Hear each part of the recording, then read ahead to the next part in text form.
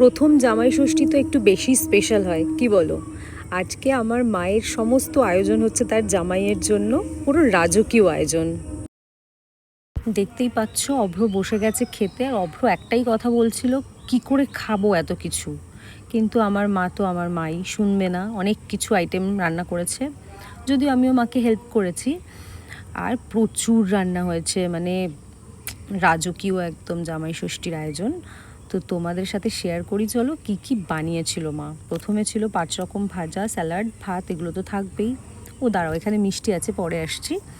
প্রথমে ছিল তোমার মুগ ডাল, আর তার সাথে ছিল মশালা পমফ্রেট ফ্রাই, এটা কাতলা, দই কাতলা, এটা হচ্ছে কি তোমার চিংড়ি, মানে চিংড়ির মালাইকারি, তারপর চিকেন, এটা ছিল মাটন।